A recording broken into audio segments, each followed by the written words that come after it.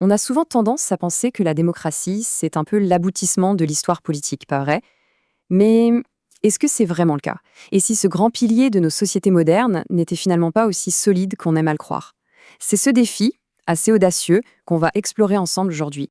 Pour nous guider dans cette réflexion, on va se plonger dans le livre de Jason Brennan, Contre la démocratie. Bon, le titre est une pure provocation, on est d'accord. Mais derrière, il y a une question très sérieuse. Et si notre attachement quasi religieux à la démocratie était plus sentimental que vraiment rationnel? Alors, rentrons directement dans le vif du sujet.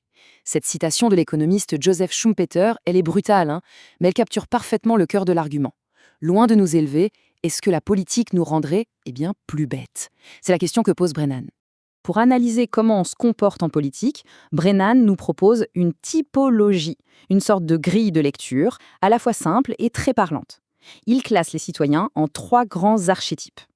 Allez, voyons un peu dans quelle catégorie on pourrait se reconnaître. D'abord, on a les hobbits. Un peu comme dans les romans de Tolkien, en fait. Ils sont bien plus préoccupés par leur vie de tous les jours, leur petit confort, que par les grandes affaires du monde. La politique, pour eux, c'est une sorte de bruit de fond lointain qui ne les concerne pas vraiment. Ensuite, on a les hooligans. Et c'est là que ça devient intéressant parce que selon l'auteur, c'est dans cette catégorie qu'on trouve la majorité des gens qui s'intéressent à la politique. Il faut imaginer un supporter de foot. Son équipe a toujours raison, l'arbitre est forcément corrompu et l'équipe adverse, ce sont des tricheurs.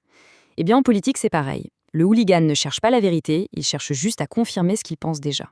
Et pour finir, on a l'idéal absolu, les Vulcains. Froids, logiques, ultra-rationnels. Ils analysent la politique comme une équation mathématique, ils pèsent le pour et le contre, et ils sont capables de changer d'avis si on leur présente de nouvelles preuves. L'auteur nous prévient tout de suite, dans le monde réel, ce sont des créatures quasiment mythologiques. Et tout ça nous amène à la question centrale. On a longtemps pensé, avec des philosophes comme John Stuart Mill, que la démocratie nous rendait meilleurs, plus instruits. Mais Brennan, lui, renverse complètement la perspective.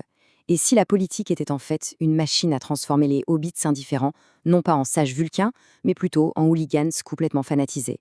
Cette réflexion sur les effets de la politique, ça nous force à nous poser une question encore plus fondamentale sur la démocratie elle-même. Est-ce qu'on la voit comme quelque chose de sacré, une fin en soi, ou alors juste comme un outil, un moyen pour arriver à un bon résultat? Cette distinction, elle est vraiment la clé de tout l'argumentaire. D'un côté, on a ce qu'on appelle la vision procédurale. La démocratie est précieuse parce que le processus lui-même est juste. Une personne, une voix, c'est ça qui compte.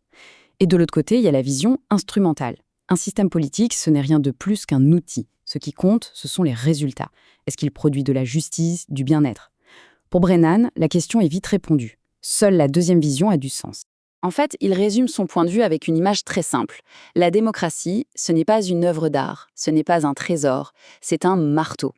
On ne s'émerveille pas devant un marteau, non. On le juge sur sa capacité à bien planter des clous. Et si le marteau est défectueux, on en cherche un meilleur.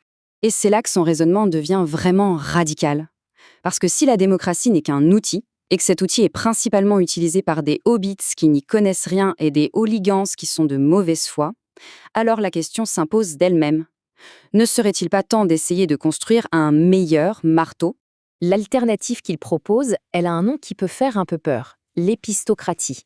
L'idée, en soi, n'est pas nouvelle, elle remonte même à Platon, mais Brennan la dépoussière pour tenter de répondre aux failles de notre système actuel. Alors, l'épistocratie, qu'est-ce que c'est? Littéralement, ça veut dire le pouvoir de ceux qui savent. C'est un système politique où le droit de vote ou le poids d'un vote ne serait pas le même pour tout le monde. Il dépendrait du niveau de connaissance politique de chaque citoyen. Et attention, ce n'est pas un système monolithique.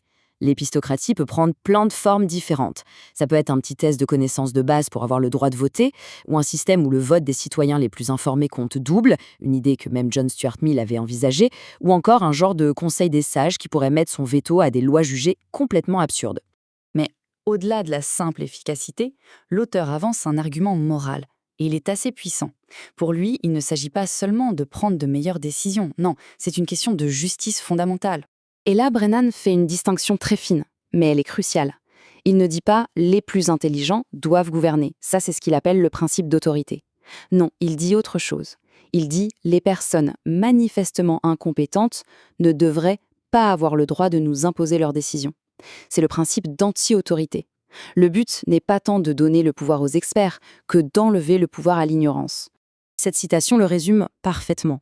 Le point central, c'est de comprendre que voter, ce n'est pas juste donner son avis dans son coin, c'est exercer un pouvoir sur la vie des autres. Et quand ce pouvoir est exercé sans aucune compétence, il devient un vrai danger pour tout le monde. Au final, la question que Brennan nous laisse est aussi simple que dérangeante. On exige un permis pour conduire une voiture, des diplômes pour un chirurgien ou un pilote d'avion, parce que des vies sont en jeu. Alors pourquoi n'exigeons-nous absolument aucune compétence de la part des électeurs, dont les décisions collectives impactent des millions de vies? Qu'on soit d'accord avec lui ou pas, cette question nous force quand même à regarder notre système droit dans les yeux.